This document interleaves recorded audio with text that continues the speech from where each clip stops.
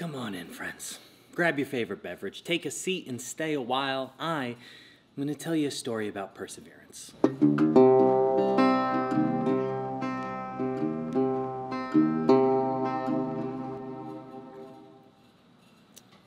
Right off the jump, this video is not going to be for everybody. This is a story video about a thing I did and how it relates to my views on woodworking and growth and self-kindness. So this video, you know, if it's not your bag, that's fine. I'm going to take no offense of you clicking away right now. And hopefully I'll see you next week. But for right now, I just got back from a 2-week trip to Austria, and it was a tremendous amount of fun. It was relaxing. We went on some adventures, spent a day in Venice, spent a day in Salzburg. Both are incredible towns, beautiful towns. Got a lot of visual stimulation, because I think that's important too, right? To go places you haven't been, to see things you haven't seen, and hopefully some of that information just kind of sits in the back of your brain, and it can influence your work and your design decisions over time. But one thing we did in particular was a real adventure. I went skiing in the Alps. Now, I've said it before, and I'll say it again. I didn't grow up with money, and I don't mean to offend anybody when I say this, but skiing, you know, in the States at least, is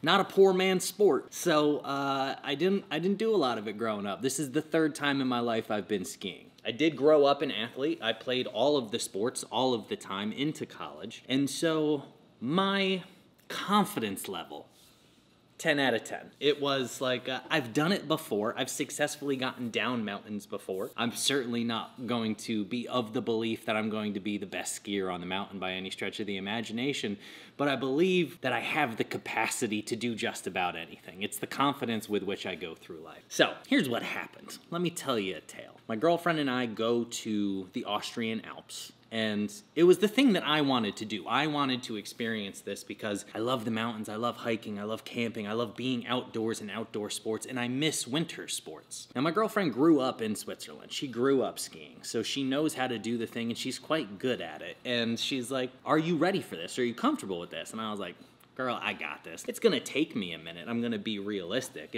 There's gonna be some falls for sure, but I'll get to it. I'll figure it out. We get to the actual mountain, to, you know, where you get on the lift and buy the tickets and everything, and I'm floating around on the flat ground, and I'm like, I remember how to do this. I feel this. I'm using the little poles, and I'm pushing myself around, and I'm feeling good. And we start going up the lift, and I'm looking around, and I see a couple of little kids over here at the very bottom, you know, the bunny hills that we have in the States. That's it. That's all I'm seeing. And that's more or less like flat. I was like, okay, all right, no big deal. We'll get up to the top. We keep going up, and I'm seeing more and more kind of what to me look like steep runs. And I was like, okay, all right, no big deal. MBD, I can figure this out. And we keep going up. And I'm looking at these people coming down the mountain, and I'm like, these people are going pretty fast. I don't know that I'm ready to go that fast, but there's gotta be like easy beginner runs up there, because that's like, why would they put a lift to like the hard runs at the very beginning of the mountain? I was like, no big deal, no big deal. So we get up the lift, we go over to the map,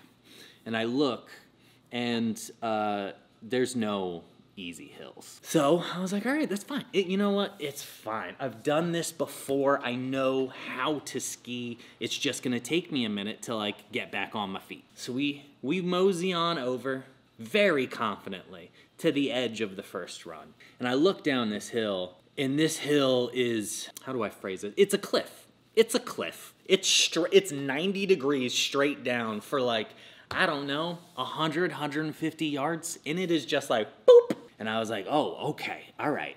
This is what we're up against. This is a difficult moment that I'm just gonna have to wade my way through this muck right now. Guys, it took us 45 minutes. Not the first run, not to get down the mountain, to get down the first hill of like 100 to 150 yards. I like whipped around 360 degrees. I was doing like 540s. I was falling on my back somehow, and yet ultimately ended up like on my face facing up the mountain.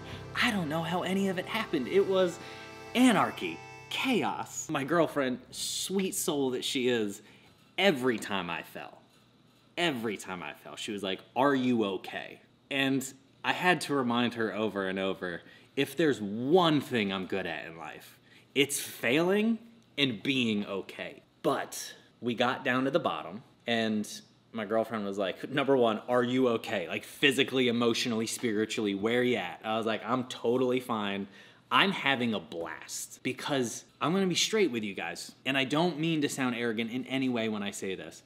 It's been a long time since I've been that bad at something. And also, like, I'm an adrenaline junkie. Like, I enjoy going fast and doing stupid things and falling and getting back up and trying again. I was markedly better the second time. Still fell, but we got down in maybe 20 minutes down the whole mountain versus 45 minutes for the first hill. And you know what, guys? By the third run down this mountain, I managed to fall only 3 times. I did lose my skis on one of them, but I only fell 3 times going down this entire mountain. I think the reason I tell this story, and I know this has already been a long-winded story, but the reason I bring this up is because many of you are at places in your woodworking journey where it's difficult to be graceful to yourself, to be bad at a thing.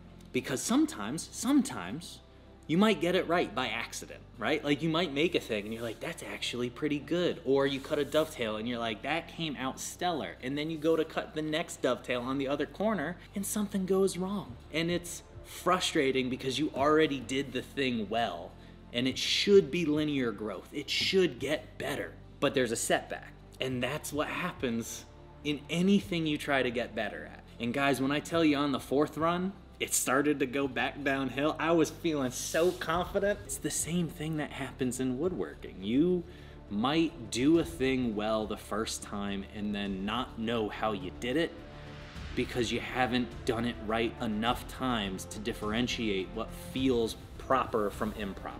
And the point of this story is to just figure out a way to cut yourself some grace when you're dealing with that, because it can happen in anything, and I've done it too.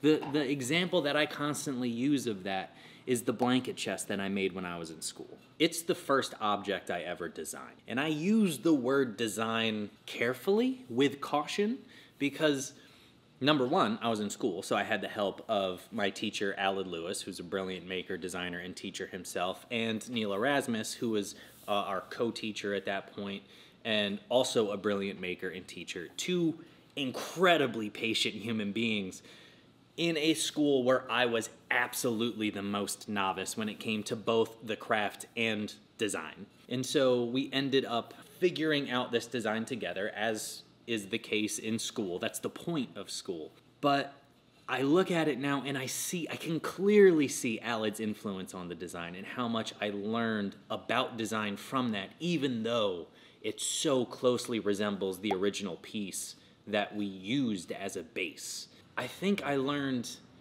the beginning of how to design, even though afterward, when I got out of school after that piece, and I was attempting to do it on my own, I couldn't do it. I could not design a successful piece because I didn't know how we did it when we were in school. It's the same going down the mountain. I got down the mountain, and then the next time I did it, my body just didn't do the same thing, and I didn't know why. But I can understand and I can remember the frustration in those moments in like 2013, 2014, where I was trying to design things for clients and I knew it wasn't working, but I didn't have the experience or the knowledge to identify what wasn't working about it. It just takes time and repeated error and building up muscle memory. The metaphorical muscle memory in this case, but muscle memory nonetheless. I guess that's the point of this story. It's woodworking based, but it's not. It's about perseverance. And you have the capacity to be good at a thing, but it's gonna take a lot of work, right? Like, listen, I don't want to quote Miley Cyrus and say it's the climb, but like ultimately, that's what it is. It's the joy of developing skill. But I think that is pertinent in our community, especially in an era of social media where you put everything out on the internet and people will judge you and tell you you're stupid and you're not good at the thing. Of course you're not good at the thing. You haven't done it long enough to be good at the thing. For those of you who've been watching my videos for a year and a half, go back and watch those videos again, because you know what they're not? They're not good. They're not good at all. They're not interesting. They're filmed poorly. My persona on camera is different because I wasn't comfortable in front of it and I wasn't willing to have honest conversations and just be myself, because that judgment is real. I guess the point is keep on keeping on, friends. Go make a thing. go find some joy in it. And when it fails and it's frustrating, you just gotta giggle at yourself. And make sure your significant others know that you're not gonna get injured or hurt along the way.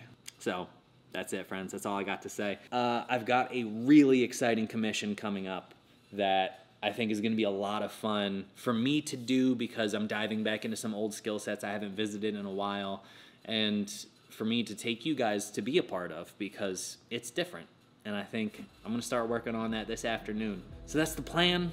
If you've watched this long into the video, I'm pretty confident you probably know that I have a Patreon, but you can go check that out if you don't know or want to be a part of that, where you can see all of my videos ad-free over there. Also go pick up some merch if you want to support my channel that way. And friends, go make a thing. Try to enjoy it. Cheers, friends.